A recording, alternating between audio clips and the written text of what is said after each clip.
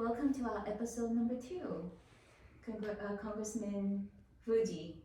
Well, thank you. And I just want to say, with the voters' support, being a congressman will all depend on you, the voters of the 51st Congressional District. Mm-hmm. So let's start this interview, Lily. And today we will talk about AI and employment.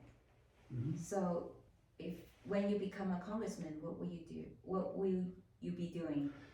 No, Lily, thank you. That's an excellent question. And I hear this a lot from voters. What is AI? How will it affect the workforce? And that's an excellent question.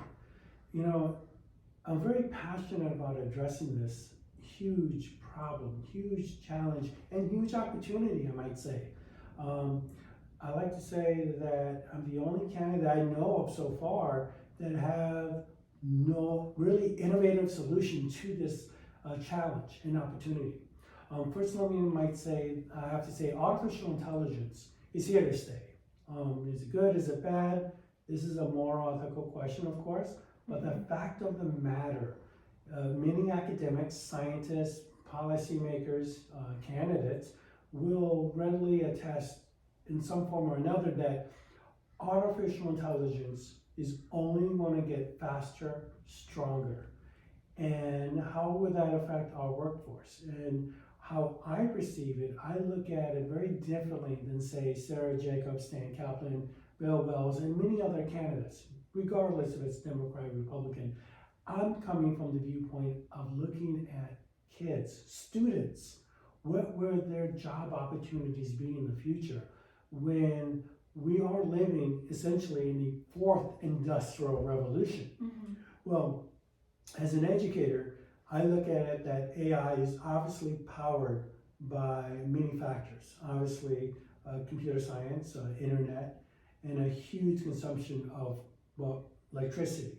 And so, for example, what my solution is several. One is my new acronym, ASPIRE. For the past 10 years, I saw the advent of AI. And I did my best as an educator and as a candidate to sound the alarm, to no avail. Now, this is one reason why I'm running for Congress today. We need to modernize STEM. STEM is our acronym in education, which stands for science, technology, engineering, and math. Of course, we have different variants, science, technology, engineering, art, and math. And there's different versions of that too, stream. But essentially, STEM has been around for over 20 years. And that was great. When I had high school students back in the early 2000s, the internet was new, there was no iPhone. People were still using Yahoo instead of Google. Very different time. So it's kind of like the earlier in the first episode, you talk about redistrict the congressional area districts, right? Sure. So this the same, long time, 20 years STEM, but now for the next 20 years, what would it be? Okay, excellent question. Well, first and foremost, I want to offer an alternative to STEM because in theory, STEM was supposed to prepare our students, elementary school, middle school, high school students for the technological revolution, in theory. That has not been always the case. But the revolution is here. Well, it sure is here. ChatGPT. Well, and there's many other examples. Well, we have STEM, science, technology, engineering, math. My updated version called ASPIRE, ASPRE, will prepare our students for the next workforce, which is powered by AI and robotics. Yeah. ASPIRE stands for AS, which stands for artificial science, another acronym for AI. P for programming, computer programming like Python. Also I stands for internetworking. Internetworking is the backbone of the internet. Switches, routers, access points, web servers. So it's important. Then R stands for robotics. Oh. Yes, and E stands. I love that. Thank you. I think that will substitute the STEM. And E stands for ecology. So once again, ASPIRE would be an alternative to STEM. And ASPIRE is more specific. The problem with STEM, when you say math and technology, that's so broad, it's so general. Whereas my version, updated version, Aspire, specifically addresses the learning capabilities and the need for kids to learn. It's according to the era. It's according to the era. So kids will be well equipped for the workforce by learning artificial science, also known as AI, P, programming, computer programming, Yeah. I for internetworking, robotics, and ecology, because food security is an essential part, and because while we grow in AI, we have a huge electrical consumption of AI for the web farms, the server farms that require AI to run.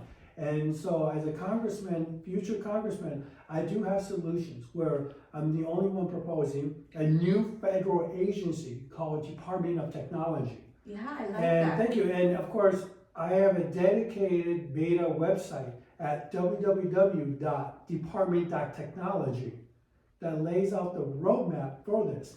And may I just add And that Department of Technology also regulates the AI yes, correct. The so that it won't land into the wrong The hand. new federal agency I'm proposing is called the Department of Technology. Like we have a federal agency for Department of Education, Department of Transportation. Department of so- Health, Department exactly. of Education. This everything, yeah. would be a cabinet level position. The president would assign a secretary of technology, of course, out of approval of Congress, Senate I specifically. like that. And I would recommend my Department of Technology roadmap to also include the states.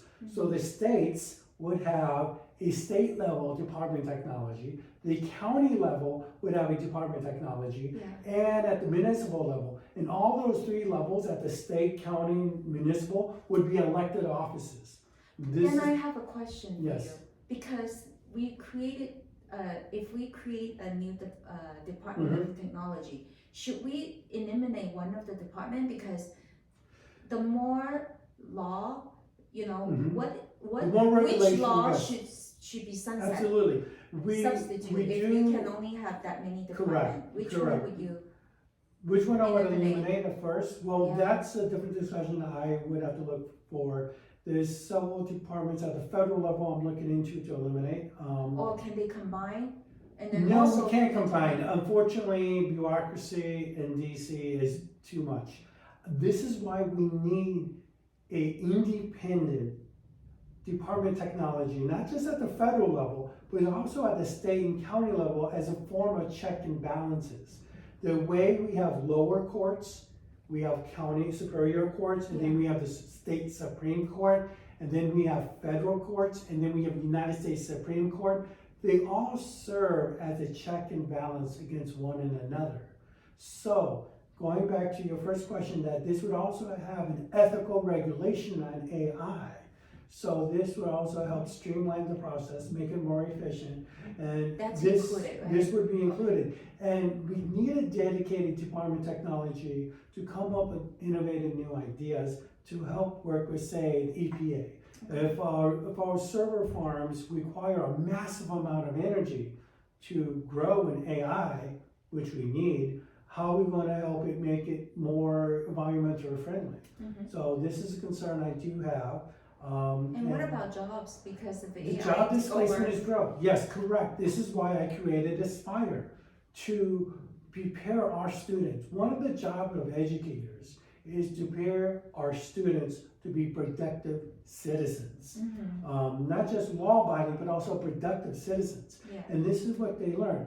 One of the novel ideas I have, but at the high school level, I believe all high school seniors, at least the ones I talk to, like this idea, that they should have one day a week just for math.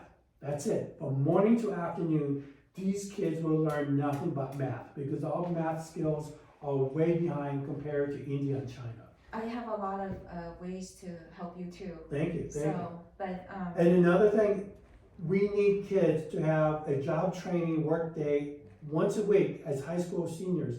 So by the time they get out of high school, they know exactly what they want to study. Time and time again, I meet young people that go to college and say, oh, Mr. Fuji, this isn't what I love. I'm not into nursing, or I'm not into engineering, I'm not into law. Oh, I love nursing, I love law. Only to find out 2 or 3 years later I'll at summarize great it. expense. you're pretty much revolutionizing the whole industry of education system, and then reform it. I mean, you change it into something that is embrace the technology and AI, embrace your aspire. Thank you. Our public Right. education system in particular is not prepared for AI.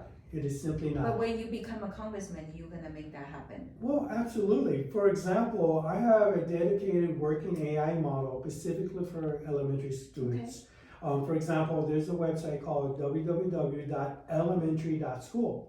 And not only can kids and students and teachers test the AI model, which I will say is child safe, age appropriate, that kids will learn the AI model. And AI has a huge benefit for education. For example, if we have cameras in the classroom, I like to have cameras in the classroom for several reasons. One, for security for the kids. Yeah. Also, we could do facial recognition. If we have 30, 40 kids, which unfortunately is a widespread problem in public education, our classrooms are too big, and teachers, no matter how dedicated and how big of a heart we have, we only have a limited amount of time in the day to educate kids. Yeah. So with the camera in the classroom, for example, we could say, hey, we spotted 3 kids that are not interested in this math subject. What can we do to tailor this lesson plan for this student that may have a language barrier, that may have a learning I love disability? Elon Musk's way of teaching his children. And then his son, I believe Xavier, at 14, they decide he or she now decided to go to private school for high school and became who she is today. Okay. So, but I think his way of teaching kids is amazing. Well, And I I think will we say, will adopt the best solution for the education. I will say, I want to offer the same opportunities that Elon Musk has to everyday working class Americans. Yes. This is why I believe We in have a lot to school. talk about. I do believe in school Yes. choice. I do believe in Yes. competitive education. I will fully support our teachers and unions. However, if our kids are not fully educated and prepared for the AI revolution, which is already here, The we system will fell. not only the system will fail, we will not have a workforce that will be able to compete with India, China, and so many other places around the world. Yeah. So it is essential that we have a serious discussion on students and teachers using AI for the benefit of education. Excellent, excellent. Stay tuned until next episode. We have a lot more to share. Thank you.